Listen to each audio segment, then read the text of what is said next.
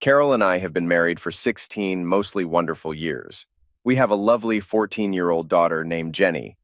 Initially, we wanted another child, but got involved with our jobs and were happy with Jenny. So, we decided against it. I love my family and thought we had a loving marriage and close relationship. I've always felt lucky to have an intelligent, attractive wife, but sometimes I wondered if having such a pretty wife would lead to some difficulty. I was always amazed that such a beautiful woman decided to marry an average-looking guy like me. Whenever I brought this up, Carol would laugh. "I guess I just felt sorry for you, Mark," she'd say. "You looked so dejected when I met you that first time. I just had to cheer you up." "Well, you sure did a great job at that," I'd reply. "After I met you, I've never felt dejected again. I love you." "I love you too, Mark." That teasing banter always got a big laugh from both of us. But lately, I've been thinking seriously about her answer. She was correct, you see, that I was depressed when Carol and I first met. I had just broken up with my longtime girlfriend from college. Yeah, I was dumped. I cared for her a lot. When she wanted to break up, I was very down in the dumps. We'd been together for 3 years, and the breakup hit me hard. I found out later she met another guy from her hometown and wanted to pursue a relationship with him. There was no cheating involved, and she always said she had fun with me when we were together. But she was soon leaving the area to return home, and didn't want to maintain a long-distance relationship. She said they hadn't had closeness, but she was interested, and decided to break up before cheating on me. I respected her for being honest, although it still hurt. Before I met Carol, I finished college with an accounting degree, got a job right away, and started my career as a single man. I dated a few girls, but never met anyone I really cared for. My love life was infrequent. None of the women from work turned me on. I partied with some friends after work, but my career was my life, and in a couple of years, I was making pretty good money. It was by chance that I met my future wife. I was invited to a friend's house for a party. My friend Jim Simpson, who I'd known since my college partying days, and his wife Martha kept trying to set me up with some eligible females. It was at one of these house parties that I met Carol. She was introduced to me at the party, and we hit it off. Carol's a tall, vivacious, natural blonde with a pretty face and a slender but shapely figure. Jim pointed her out and said she, like me, had broken up with her boyfriend and was available. She was so pretty that I found that hard to believe. Why would any guy in his right mind break up with a beautiful woman like her? Carol was pleasant and told me she was an art major and was graduating soon. She was not only beautiful and intelligent, but funny, outgoing, and very easy to talk to. We ended up chatting for most of the party. She agreed to meet me the next weekend, and we began dating. Soon we had closeness and became an item. Not long afterward, we were a couple. At first, Carol made it clear she was still dating other guys, but after a few months, we became exclusive. At least I was. It took her a little longer before I knew she had only eyes for me. I was already a CPA when I met Carol and established in my career. I think the fact that I was making good money and could afford to take Carol to places her previous boyfriends never could was a big factor in her decision to marry me. I know being financially stable was important to her. And when I showed her my new home, my sports car, and took her to nice restaurants, she was impressed. I'd like to think it was my good looks and charm that attracted her. But being honest, I knew that I was only average-looking and kind of reserved. Certainly not a stud. I believe she enjoyed our lovemaking. I know I did. I found out she was a lot more sexually experienced than I and had dated a lot of guys before me. In my mind, once we were married, it was forever, and those guys were history. She told me they were in her past, that she loved me and only me. I accepted her answer completely, and not long afterward, I asked her to marry me. When she said yes, it was the happiest day of my life. Jim Simpson had been a friend of mine for years. We played on a few sports teams and partied together. We lived in the same town and met up regularly to drink and hang out. Jim was married at the time, but when his marriage to Martha began to fail, I tried to help him get over his divorce. I found out later that he had been cheating on Martha, and she found out about it. She hired a shark of a lawyer and took my best friend to the cleaners. Jim's a handsome guy, loud and bigger than me. Once he was single and we went out together, I could see that women were attracted to him. He did date some really sexy chicks, even bringing them over to our house for parties and dinner. None of his relationships lasted longer than a few months. Carol and I talked about his problems, and she was the one that pushed me to keep inviting him over to our house. She kept telling me that Jim was down in the dumps about his life and needed our support. That didn't seem to fit, because I knew for a fact that he didn't need any help to get dates. Carol was insistent that we remain good friends and help him get over the bad memories of his divorce. I often told Carol she didn't need to worry about him so much. I didn't want to unfairly characterize my friend, so I never mentioned that he was a liar, a cheater, and probably deserved the divorce. I brought up that Jim was a good-looking single guy with a well-paying job, and told her how women seemed to flock to him everywhere we went. She disagreed. Carol said he was just hitting his depression about his failed marriage, that he was our friend, and we couldn't let him down. I guess I just went along with her opinion and kept up our friendship. He was my best friend for years, and the truth is, I was happy to have him around. That was the situation for a number of years. However, in the last few months, things began to change. As usual, Jim came around quite often, as had been the case for some time. But Carol increasingly kept bringing up his supposedly fragile emotional condition. It was strange because Jim didn't seem depressed at all. But she'd been like this for so long, I considered it a normal topic of conversation. However, when things grew even stranger around our house, I became suspicious.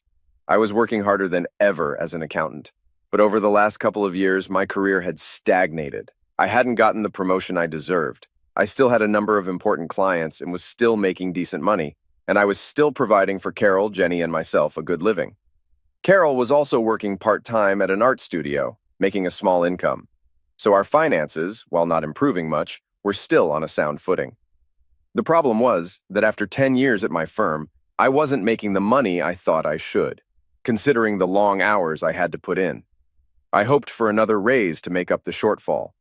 But when the economy took a downturn, upper management decided to have a series of layoffs.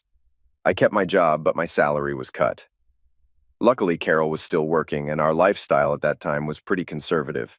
The problem arose when I told my wife we'd have to cut our expenses. When I informed her that we'd have to cancel our annual vacation, she was shocked. I explained the situation and told her that in addition to cutting our vacation, we'd have to cut back on a few other luxuries, such as going out so often. At the time, we usually went out every weekend to dinner, dancing, or to a show. Carol didn't understand why, after working so many years, our finances were in such a bad state. I went on to explain to my dubious spouse that my income had dropped and my prospects for a promotion in the short term were not good. Carol had always enjoyed an active social life. She had lots of friends, some of whom were rather snobby, and she loved to dress up and attend expensive social engagements. In the past, I reluctantly went along with her wishes when she'd accept invitations to some gala. But with my diminished income, the rather large mortgage, the car payments, and my responsibilities to our daughter's education fund, we had to cut back somewhere. Carol was not pleased when I informed her that we could no longer maintain our luxurious lifestyle. She was flabbergasted when I suggested canceling our visits to some of the expensive restaurants with her friends. Of course, that conversation led to an argument, and eventually a big fight over our future. At first, I didn't think it was unusual when my friend Jim was around during some of these arguments. He was coming over to our house several times a week at the time, so it was inevitable he'd witness some of these discussions. It was rather awkward when he seemed to favor Carol's side of the argument. He wasn't obvious about it. As Carol and I would discuss our issues, he'd listen for a bit, then offer an occasional comment that on the surface seemed conciliatory. But when I thought about it later, he seemed to always agree with Carol. When I brought up canceling outings with our friends, Carol turned to Jim and asked how he felt about it. The big guy would act thoughtful but eventually agree with Carol. He would reiterate her arguments and even offer to help us out with our finances if needed. I didn't like that answer. He went on to offer to drive if we wanted to go out somewhere. If Carol and I wanted to go to a club that had a cover charge, Jim even offered to pay whatever fee was required. If we were invited to a party, he'd pay for some sort of gift if necessary, so we wouldn't have to go empty-handed. I thanked him, but said no thanks. I wanted to make my wife happy, but I was irritated that he always offered to come to our financial rescue. I knew he could afford to help us out. He had left his previous job and was now working in some sales job, apparently doing quite well. One evening, Carol invited Jim over for dinner without telling me, which happened quite regularly now. As usual, she was a great hostess. We enjoyed a pleasant conversation as we finished the delicious dinner Carol cooked. After our daughter left to do her homework, we retired to the living room and opened a bottle of wine. We barely poured our wine and sat down before Carol reminded me of the upcoming annual charity event. I'd forgotten about it, although it was something we went to every year. I listened to her talk about how many of our friends would be there and how nice the event was. I already knew about this event and also how much it would cost to get in. When I explained that we couldn't afford any sort of party this month, Jim suddenly spoke up. He said he understood my reluctance, but that this event was for charity, and it would be a shame not to contribute in some way. Carol eagerly listened to him with a look of delight on her face. When my friend offered to assist us with the cost, Carol was elated. I, however, was pissed. He was well aware of our financial situation and my feelings on the subject.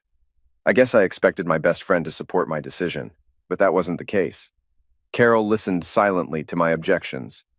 Then she shot me a glare and glanced over at Jim. They shared a look that immediately raised my suspicions. "Come on, Mark," Jim said pointedly. "You know this is an annual event and one that we've never missed. It'd be a shame not to go over just a few bucks."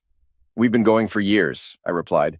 I was also disappointed, but I knew that we needed to keep our expenses down so we could afford the large mortgage payment that month. "We just have to go, sweetheart," Carol insisted, patting my hand. "I know it will be a little tight, but everyone we know will be there." Jim chipped in. "You know the guys would love to see you, Mark. I know they're all looking forward to it. It'll be a blast." Before I could reply, Carol squealed, "We had so much fun last year, remember, honey?" I shook my head no, and Carol scowled. With a determined glare, she said, "I'm serious, Mark. We have to go, honey. All our friends will be there, and I've already spoken to Mary and Gwen. I don't want them to think that we don't contribute to charity. Everyone wants to give to charity. But I was thinking that if we don't get our finances together, we'll be the ones that have to accept charity. It's just not in the budget this year," I told them flat out. "Maybe next year."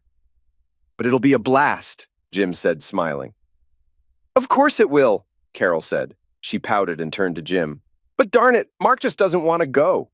Jim questioned my decision again. Before I could answer, my wife began to complain about how cheap I was. Nothing she said was a secret. I'd been holding back on some of our expenditures. She turned her attention to Jim and listed several times she couldn't do what she wanted because I refused. "You see, Jim," she said to him, ignoring me, "I'm trying to enjoy a great social life, but Mark's not letting me. He's getting cheap in his old age." Carol made me sound like a disagreeable old man. I tried to reply calmly, but it was difficult. "I'm not cheap, Carol, just realistic. Despite what you think, we're in a bit of a slump. Spending money we don't have is just stupid. In our situation, I don't want us to overextend ourselves." "But think of all the good that we can contribute, honey," Jim quickly added. "You know it's a charity event, right, Mark?" "Of course I do," I exclaimed in exasperation. "But it's $75 a plate. Then there's the parking fee at the club. And after an expensive dinner that we can't afford, there's the charity auction. We'll be expected to bid on overpriced items that we'll never use. Charity or not, we can't afford it." That led to an acrimonious discussion about my diminished position at work and my reduced salary. Jim already knew some of it, but they were sensitive issues I wanted to remain private because I was rather embarrassed about it. Carol smelled blood and was really venting now. She complained openly to Jim about her disappointment with me and frustrations with her lifestyle. I didn't want her to divulge any of that stuff, but it was too late. I admitted we had to cut back expenses to make sure Jenny's education was taken care of, and we could make our mortgage payments. I hoped that would put some sense of reality into my wife, but she was unsympathetic. "See what I mean?" Carol sneered, gazing hopefully at Jim. "He always comes up with some dumb excuse not to go out." I was pissed. These two were openly ganging up on me, countering my arguments and totally dismissing my concerns. Carol was gazing hopefully at Jim, waiting for him to say something to support her. Jim glanced at her and then looked at me with a sympathetic look. "Well, Mark, why don't I cover you then?" he quickly offered. "I don't want to go by myself and I have the cash. It's not a problem. It'd be my pleasure to take you and Carol out to this event. You know we always have fun. I'd be disappointed if you weren't there. After all, you've been there for me for the past year after my divorce. So in a way, I'll be paying you back. I'd love to take you both to keep me company. I'll drive and even pay for the babysitter, too." "Really?" Carol squealed, elated that someone was coming to her rescue. "Oh gosh, Jim, that's wonderful. Thank you so much." Before I could reject his offer, she ran around the table, hugged the guy, and kissed him, crying repeatedly, "Thank you, Jim. Thank you." I was steaming, not just about Jim contradicting my decision, but also about Carol's gleeful reaction to his offer. She cared nothing about my opinion and practically threw herself at him. Right now, she was gushing openly like he was her savior. I shot Jim a look of disapproval as Carol continued to hug him. Carol squealed and Jim bashfully accepted her praise while I sat across the table feeling angry and disgusted. Despite what Carol said, I had no intention of accepting anyone's charity, even if it was from a friend. I was most put off by Carol's exuberant physical response. By now, Jim had his arm around her waist as she kissed his cheek and hugged him warmly. In no uncertain terms, I quickly rejected his offer. My pride wouldn't let me accept a handout from anybody. They stopped hugging, and Carol considered me coolly. "Come on, Mark," Jim said. "Don't be upset." Noticing my dark expression, he told me with a smile, "Let's just go to that thing and have some fun. We can worry about the money later." "No way, damn you. I'm serious about this," Carol declared. "Oh, just be quiet, Mark. You can pout about this all you want, but we're going, and that's final." "We'll see about that." She looked at me like I was crazy. She got a weird look on her face, shook her head, and pulled away from Jim's embrace. Then she trotted to the kitchen, grabbed her cell phone, and called up one of her friends. With Carol in the other room, Jim and I sat there in silence. I glared at him across the table, as we both heard my wife in the other room chattering away. He looked a little uncomfortable as Carol chatted giddily with her friend. "Oh, yes, we're going. I told you we would," she cried into the phone. "Oh, yeah, I know. Well, not really, but I told you we were going. I know what you thought, girl, but you knew Jim would come through for us. He's been such a good friend." "No, I don't think so. But you know how we can—" Her voice suddenly slipped to a lower volume to where I couldn't hear her anymore. Then Carol peeked into the living room and glanced over at me with a smug look. She spoke quietly into the phone as she headed back into the other room for privacy. After that confrontation, the friendship Jim and I shared was broken. I thought as my buddy he would have taken my side, but he didn't seem to be bothered about ignoring me. He tried a few times to explain that he just wanted Carol and me to have a good time, so I should just accept it. In my mind, he had taken sides, and it wasn't with me. A while later, my wife came back into the room with a huge smile on her face. She once again thanked Jim, hugging him and kissing his cheek. It seemed a bit over the top to me when she didn't seem to want to leave his embrace. I told them again that we're not going, and that was my decision. Jim tried to intervene, and Carol kept hugging him, informing me that she was going and wouldn't hear of it. I kept shaking my head, but both Jim and my wife weren't listening. They seemed determined to use the time before the event to get me to change my mind. Looking back, that argument may have been the beginning of the end of my once happy marriage. The week before the charity event was frosty in our house. Even our daughter Jenny noticed the deep freeze. She was 14, but she wasn't stupid. She knew about the charity event and knew there was a simmering issue between Carol and me that wasn't being resolved. "What's the matter, Dad?" she asked one day when Carol was out of the room. "I know that you and Mom are arguing about something. She wants to accept charity and I don't want to." "Charity? You mean welfare or something?" "Not exactly, but it might as well be welfare," I told her. "I wasn't brought up to depend on anyone. It's a matter of pride, darling. Once you start taking money from people, it's hard to stop. I've never accepted charity in my life and don't intend on starting now." "It's about that charity event, isn't it?" "Yes, we simply can't afford it, Jenny. I'm not taking a handout just to put on a big show for our friends." "But Mom said it's from Uncle Jimmy," she replied, studying my reaction. "He's your friend, isn't he?" "I'm sure he doesn't think it's charity. Just one friend helping another." "Is that how your mother sees it?" Jenny lowered her eyes. "Well, we spoke about it. A little." That wasn't any surprise. Carol was pleading her case to get Jenny on her side behind my back. Knowing my clever wife was using my daughter to influence me pissed me off. "I'm sure your mom has told you all about it then," I said, holding my temper. "But no matter if it's from a friend or not, it's still charity. I don't want to raise you thinking that we are that hard up. My dad never accepted charity his whole life, and he had more problems than we do." "But Dad, it's just a party. It's not like we're accepting cash, you know? And Uncle Jimmy is our friend." I was getting annoyed that she kept referring to Uncle Jimmy. I guess that's how Carol must refer to him when I'm not around. I answered my daughter with a little more anger than I should have. "If your Uncle Jimmy," I sneered, accentuating his label, "was really my friend, he'd keep his big mouth shut, his nose out of my affairs, and leave my family alone." My bitter reply caught Jenny off guard, and she drew back, looking scared. Then she ran up to her room and closed her door. I felt bad for speaking so bluntly, but I was sick of hearing about Uncle Jimmy and his gratuity. I needed my family to support my decision, although it seemed that wasn't the case. Each day, Carol kept smirking at me. I kept insisting that we weren't going to any charity event, with or without Jim's help. Each time we had that discussion, she shot me a dark look, and we had another argument. A few days before the event, Carol addressed me with undisguised aggravation. "Listen, Mark," she said, I don't know why you got your panties in such a bunch about this. You know we go to this event every year, and I don't intend to miss it this year, despite your problems at work. I know we're having a little financial difficulty right now.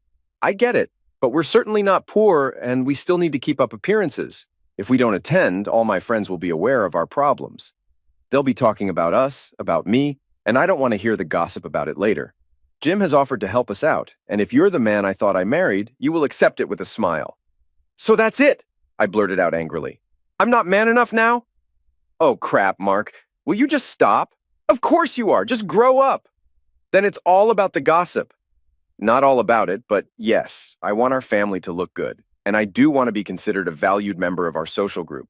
We have made a lot of friends over the years, and I want to go have an enjoyable evening with them. Don't you want to be seen with me? That's not fair, and you know it. Of course, I want to be seen with you. I love you and always have. But this argument has gotten me quite pissed off. I thought you would support your husband as a good wife should, and try to understand our situation. I can see that's not the case. So if you want to disrespect me this much, just go without me. You asshole, she cried angrily.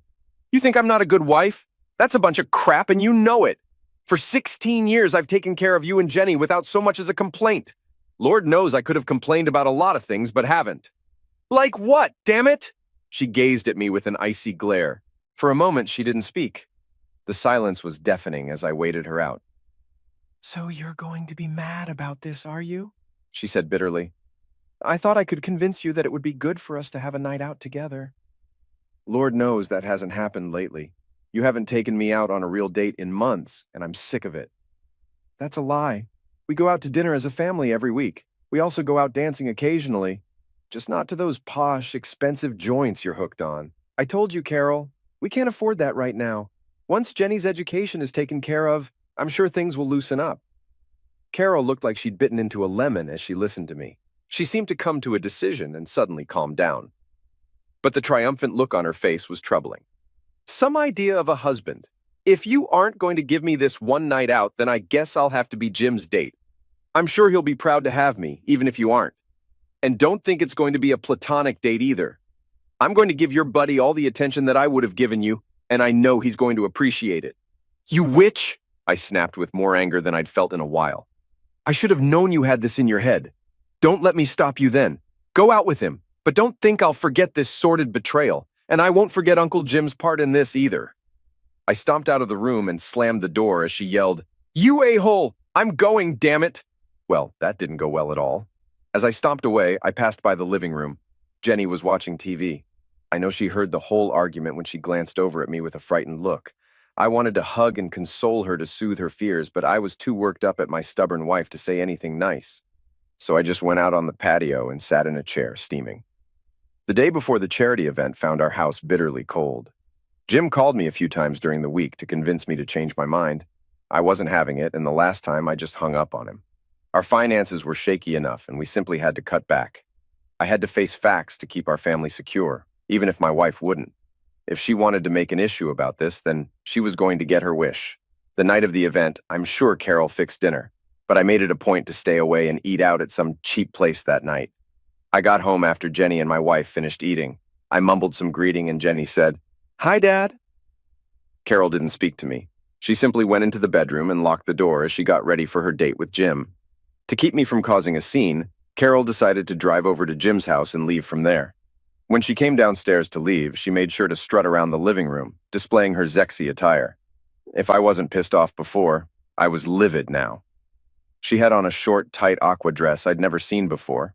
It was shockingly brief, and displayed her curves like it was painted onto her slender body. Her long hair was flowing, her makeup was fixed, and the high heels she had on made her shapely legs look great. The charity event wasn't that high class, so I was astonished to see her so dressed up. Where'd you get that dress? Don't worry about it. Where'd she get the money to buy such an obviously expensive dress? But she wasn't going to tell me, so I kept quiet. Carol ignored me as she went to where Jenny was sitting in front of the TV, leaned down, and gave our daughter a kiss. Well, you look wonderful, Mom. You look like a movie star in that dress.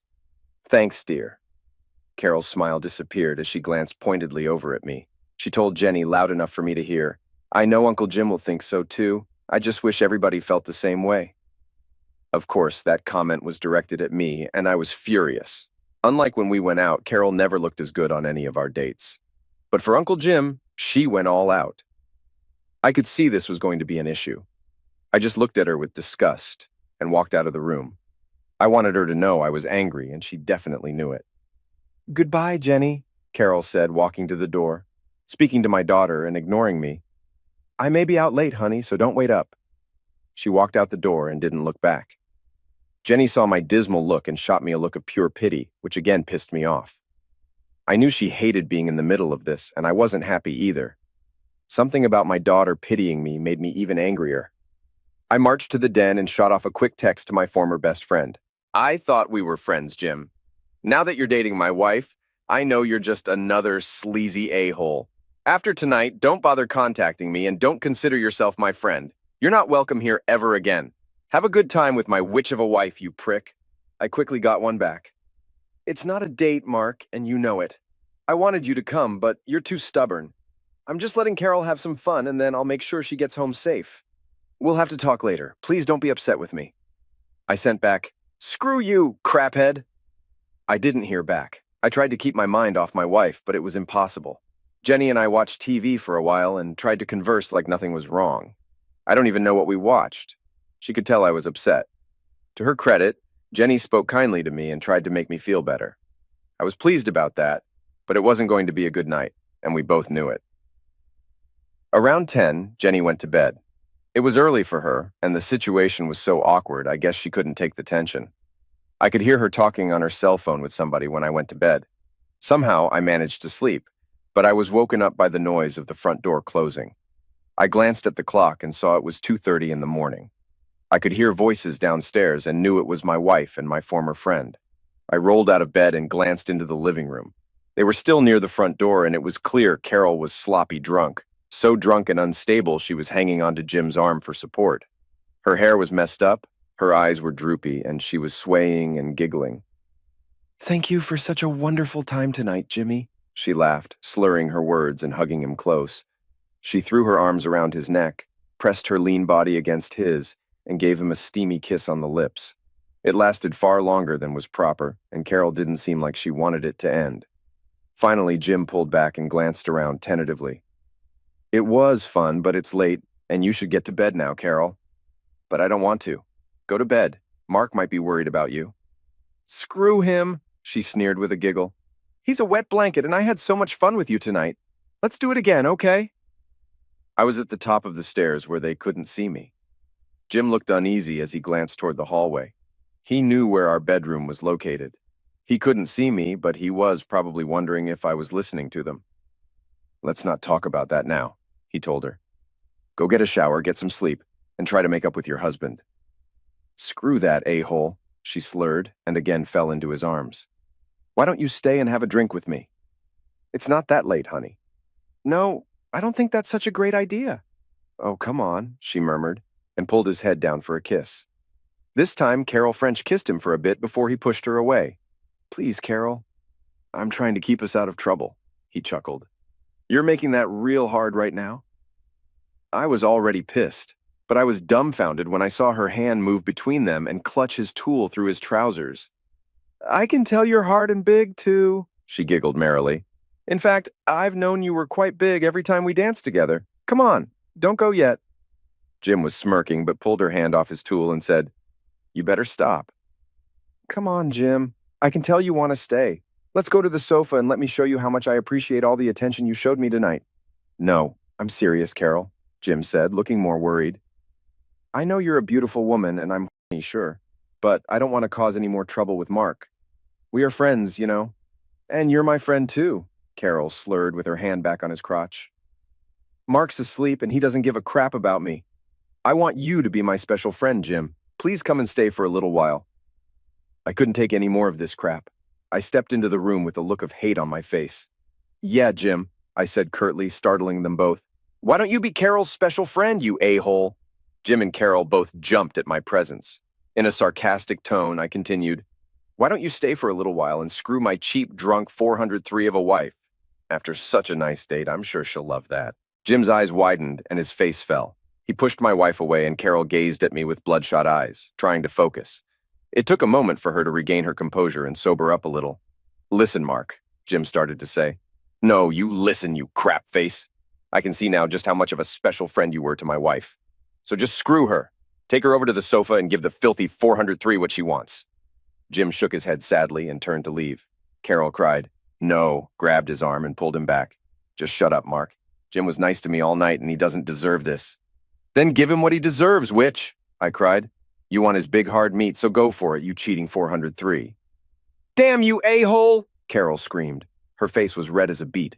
Jim just wanted to crawl in a hole. "Listen, Mark," Jim said apologetically. "I know you're upset about tonight and all, but we did have a great time and nothing happened."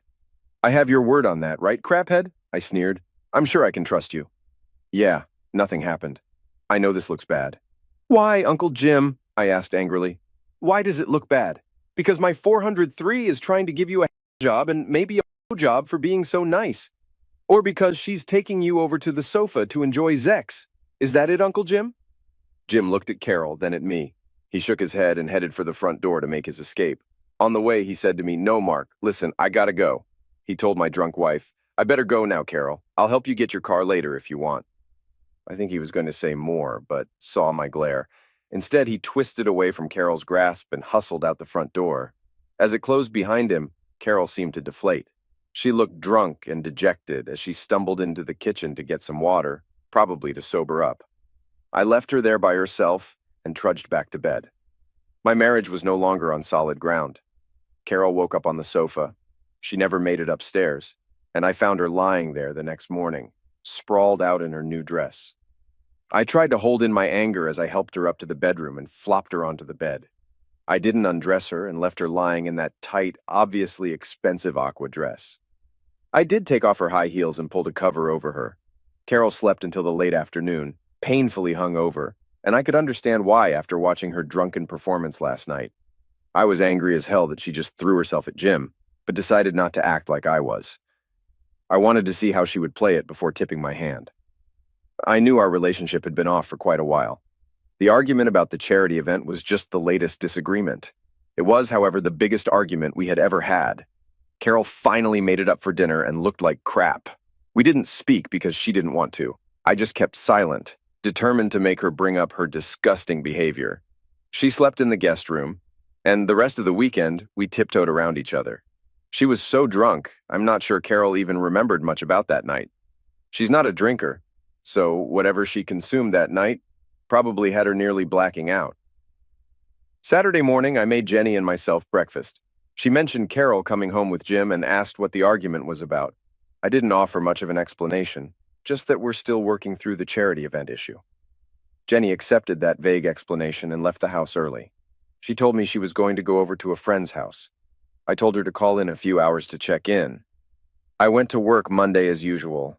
Carol took a while to recover and didn't go to work until Wednesday. We didn't speak about that night until the middle of the next week. I think it took her that long to clear her head from all the alcohol she drank. She acted embarrassed when she tried to apologize for her behavior. I was still too angry to accept any apology. I let her tell me that she was sorry, then spun around and left her standing there. That pissed her off, but I didn't care anymore. Jim called me a couple of times. I ignored his calls and let them go to voicemail. I listened as he apologized about how that night turned out and that he wanted to talk about it. He wanted to meet me, but I never responded. I'm sure he wanted to soften the guilt he felt for betraying me. I didn't give a crap about him anymore. As far as I was concerned, our friendship was over. One evening, when I was out washing the car, I went inside for something and heard Carol speaking on the phone in the kitchen. She didn't know I was there, so I tried to listen to her conversation. "Yes, it was wonderful," she told whoever she was speaking to. "I know he's still pissed at me. Ha ha, you're so what? Thanks. No, Mark didn't get it. It was Jim that bought it for me. Yeah, I know, it cost a fortune.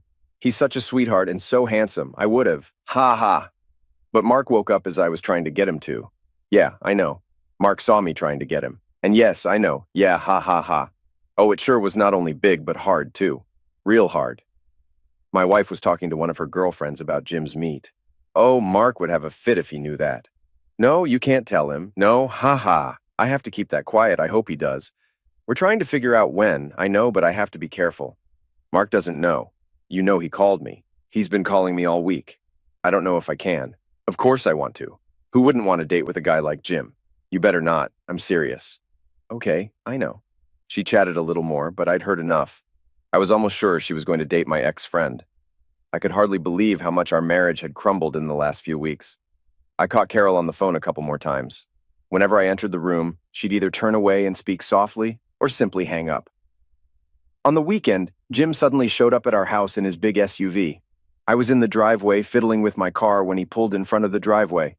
He got out of his big car and strode up our walk smiling as if everything was fine. Carol must have known he was coming because the second he got out, she immediately came outside with a weird smile on her face. We hadn't been speaking, so when she approached me and began to speak to me, I was immediately on my guard. "Hi, honey. I invited Jim over for dinner," she told me flat out. When I started to object, she held up her hand to stop me. "Listen, Mark, I know what you're going to say. You're still upset about that night, but I think that you two need to talk. Jim wants to. We need to get over this and get back to being friends again."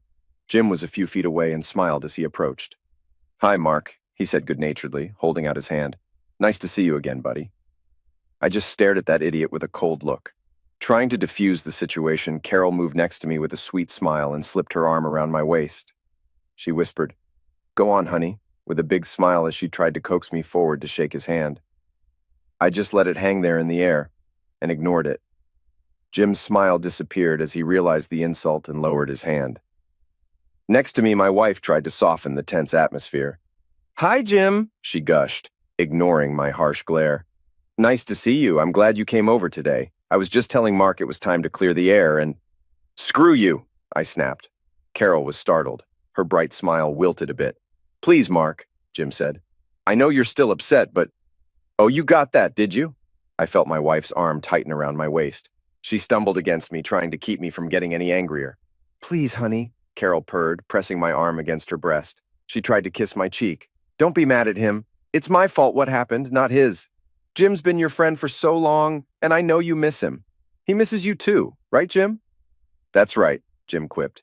"Come on, Mark. No hard feelings, right, buddy?" I shot him a look that could kill. Then I twisted out of Carol's grasp.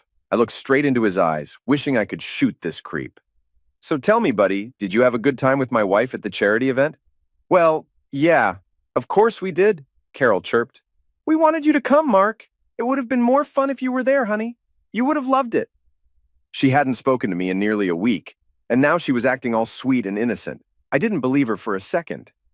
Jim gazed at me tentatively, and I looked right back in his eyes. "So, did you guys dance together?" I asked him. "Huh? Well, yeah. Everyone was dancing and all. Of course." Carol moved next to me again and slipped her arm around me. With a sugary, sweet smile frozen on her face, she said, "Of course we danced, Mark. Everyone was dancing and having a great time. Like I said, you would have loved it if you had come." I ignored my wife's irritating chatter and kept my attention on Jim. "So you danced, huh? Did you dance the slow songs, Jim, old buddy? Hold Carol in your arms? Feel her tits against your chest in that skimpy dress she had on?" His face twisted into a strange grimace. He was uncomfortable, perplexed by these probing questions. "No, nothing like that, Mark," he replied innocently. "Just, dancing and having a good time. Nothing inappropriate." I glared at his face for a moment longer. Then I pushed Carol away, so she was next to him, and turned my attention to her. "And you, my dear, honest wife," I sneered. "Was it all just some casual, friendly dancing like Jim said? Just two friends engaged in some platonic activity? Nothing inappropriate, right?"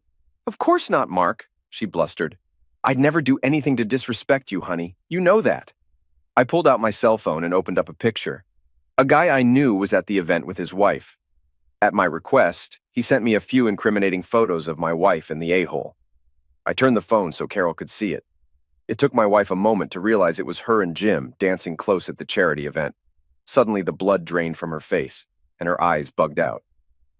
"So my faithful wife dancing like this with my dear old friend is just some platonic dancing, right, honey?" I snickered sarcastically as she gazed at the phone. Jim moved closer so he could see, and his face went dark. "Where did you get this?" he asked. It was a side shot of Carol and Jim on the dance floor. Couples were dancing all around them. Some were glancing with amusement at my wife and my former friend engaged in an intimate embrace. Jim's taller than me, and he towered over Carol. That didn't stop her from sliding her arms around his neck, pressing her lithe body against his, and Jim leaning down to kiss her on the lips. It was a still shot, so there was no way to know how long the kiss lasted. But to someone who didn't know them, it was very incriminating. Carol's face blanched as she saw how intimate their embrace was, not to mention the kiss. I heard Jim gulp, "Oh boy." I flipped to another picture and asked, "Carol, my dear, I guess you enjoyed the kiss by how you were gazing up into his eyes?" The next shot was closer, with only their upper bodies in view. Jim's hands were placed around her waist, and Carol was gazing up at him with adoration in her eyes. A couple next to them was watching with smiles on their faces. I flipped to another picture, and this one had them sitting in a booth. Jim's arm was around her shoulders, his hand hovering over her breast. Carol was leaning against his shoulder, her face turned up to his as if expecting another kiss. The last was a shot of them outside on a patio. They were hugging, with Carol making no effort to pull away. Jim was whispering something in her ear, and she was smiling up at him. The expressions on their faces were intimate, and the body language was clear. Carol's face turned beet red. "It's not what it looks like, Mark. I swear." Jim stepped back, looking embarrassed and uncomfortable. "Mark, I know this looks bad, but I promise nothing happened." Jim stepped back, looking embarrassed and uncomfortable. "Mark, I know this looks bad, but I promise nothing happened." I felt a white-hot fury boil over inside me, threatening to consume my every thought. The man I had considered my best friend standing there making feeble excuses while my wife, stood beside him, her face a mixture of guilt and defiance. I had reached my breaking point. "You promise nothing happened?" I repeated, my voice dangerously low. "You expect me to believe that after everything I've seen and heard?" Carol tried to step forward, her hand outstretched in a placating gesture. "Mark, please, let's just sit down and talk about this. We can—" "Shut up!" I roared, my voice echoing through the house. "I've heard enough of your lies!" I stormed to the drawer in the living room, my hands trembling with a mix of rage and adrenaline. I yanked it open and pulled out the old Magnum .44 that had been sitting there, forgotten for years. My fingers wrapped around the cold steel, the weight of it both grounding and terrifying. "Mark, what are you doing?" Carol's voice was a whisper, her eyes wide with fear as she took a step back. "Get on your knees," I commanded, my voice icy. "Both of you, now!" Jim's face turned ashen. "Mark, this isn't necessary. We can talk." "I said get on your knees," I shouted, pointing the Magnum at him. My heart pounded in my chest, each beat echoing in my ears like a war drum. Slowly, reluctantly, they both dropped to their knees, their eyes never leaving the Magnum in my hand. "Now," I said, my voice trembling with barely contained rage. "You're going to tell me everything, every single detail. And if you lie to me, so help me God, I will shoot you both." Carol started to cry, her shoulders shaking with sobs. Jim looked at her, then back at me, his eyes pleading. "Mark, it was just one night," Jim began, his voice shaking. "We were both drunk. It didn't mean anything." "One night?" I sneered. "You think that makes it better? Tell me everything. Now." Jim swallowed hard. "It started a few months ago. Carol was upset about the financial situation, and I guess I took advantage of that. We met a few times, just to talk at first, but then..." "Then what?" I demanded, my grip tightening on the Magnum. "We kissed," Carol whispered, her voice barely audible. "It was at one of the parties. I don't even know how it happened, but it did. And then we met up a few times after that." "How many times?" I asked, my voice cold. "3, she admitted, her eyes filled with tears. "I swear, Mark, it didn't mean anything. I was just so lonely and angry, and Jim was there." Jim looked at me, his eyes filled with regret. "I'm sorry, Mark. I never meant for it to go this far." I felt a cold, dark satisfaction at their confessions, but it did nothing to quell the storm inside me. I wanted to scare them, to make them feel the betrayal I had felt. But then, everything changed in an instant. Jim, perhaps thinking he could disarm me, suddenly stood up and lunged at me. It happened so fast I barely had time to react. Instinctively, I pulled the trigger. The Magnum was deafening in the confined space. Jim's body jerked violently, and he collapsed to the floor. Carol screamed, a sound that would haunt me forever. I stood there, staring at Jim's lifeless body, my mind struggling to process what had just happened. I hadn't meant to kill him. I just wanted to scare them, to make them confess. But now, it was too late. Panic set in. I had to get out of there. I couldn't face the consequences of what I had done. I turned to Carol, who was still sobbing hysterically. "Get up," I ordered, my voice hollow. Get up and go to the bathroom. She looked at me, her eyes wide with terror. Mark, please! Do it! I shouted, and she scrambled to her feet, running to the bathroom. I followed her, my mind racing. I shoved her inside and quickly found some rope. I tied her hands and feet, ensuring she couldn't move or call for help, then locked the door, pocketing the key. She had no cell phone, nothing to contact anyone. The adrenaline coursing through my veins was the only thing keeping me moving. My fear was a living thing, clawing at my insides, but my anger was stronger. The humiliation of being betrayed by my best friend and my wife fueled my actions. I knew what I was doing was dangerous, but I couldn't stop now. I had to escape.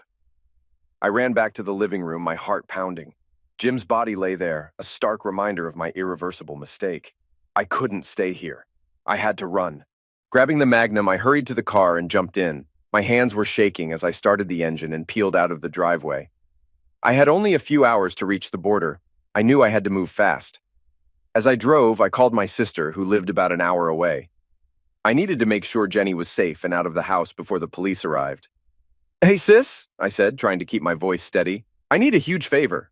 Mark, what's wrong? You sound off. Can you take Jenny for a day? Something came up and I can't explain right now. It's really important.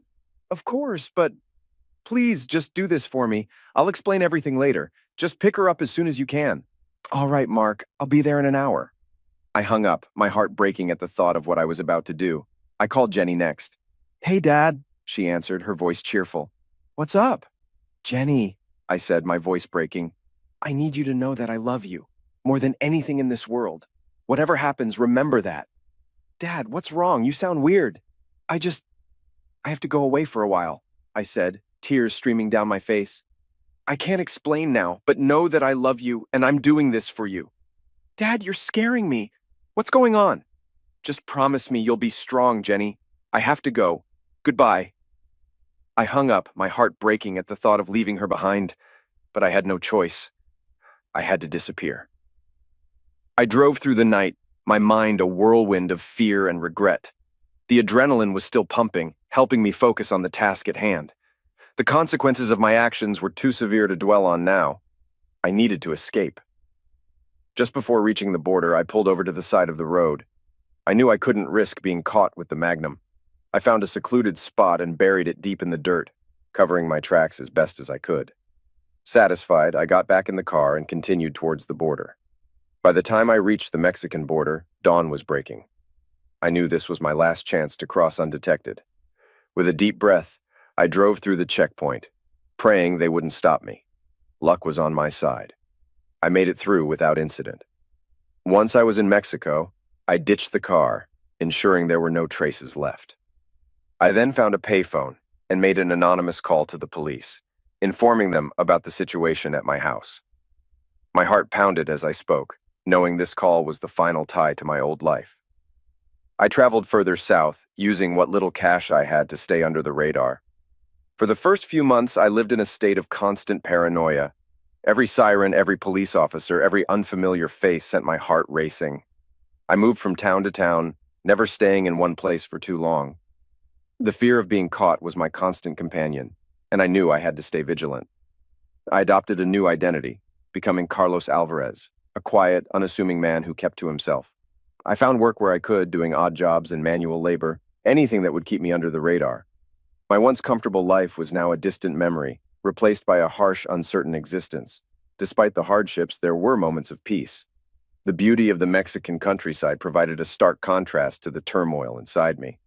I found solace in the simple things: a warm meal, a friendly smile, the sound of the ocean waves crashing against the shore. But the guilt never left me. It gnawed at me, a constant reminder of the life I had destroyed. I thought of Jenny every day, wondering how she was coping without me. I missed her more than I could bear, but I knew I could never go back.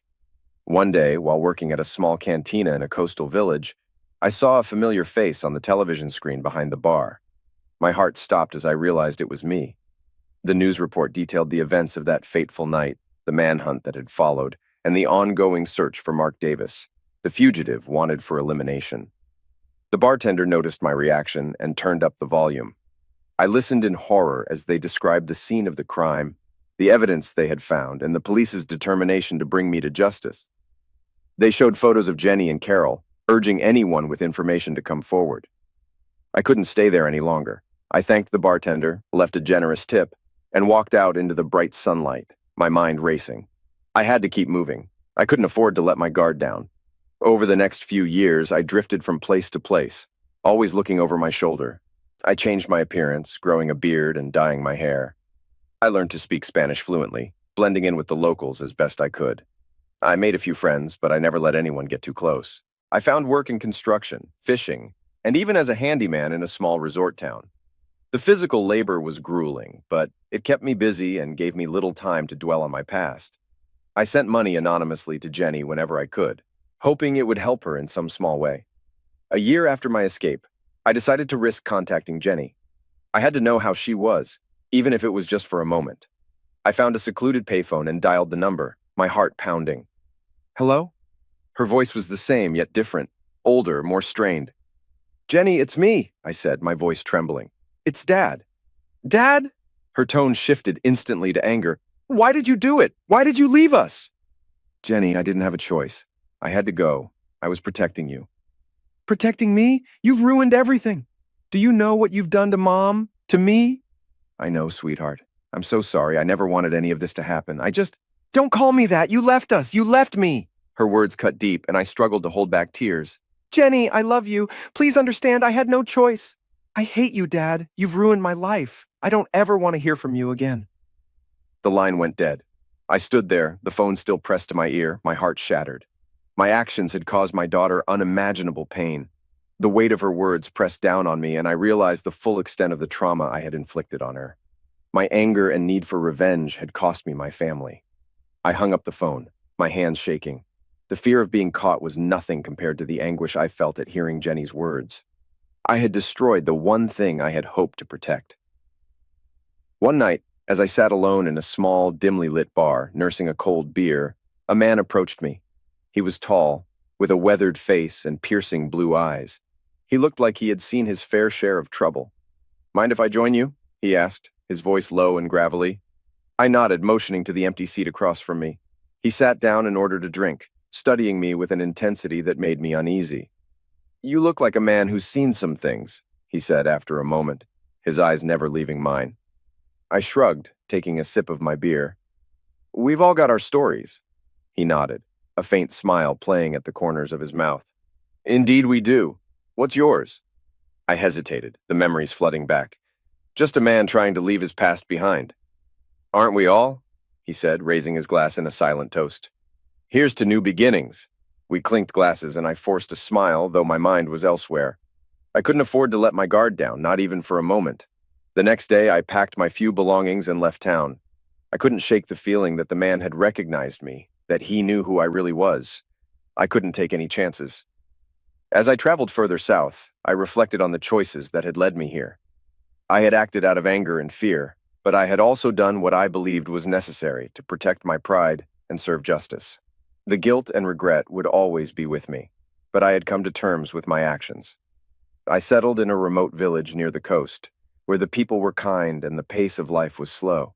I found work as a fisherman, spending my days on the water and my nights under the stars.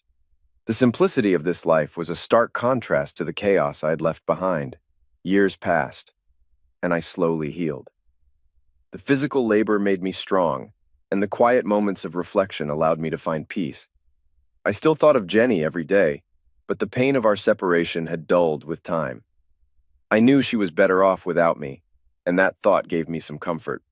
One evening, as I sat on the beach watching the sunset, I felt a sense of calm wash over me. The past would always be a part of me, but it no longer defined me. I had found a new life, a new identity, and in that, I found a measure of redemption. The news reports eventually faded, and the world moved on.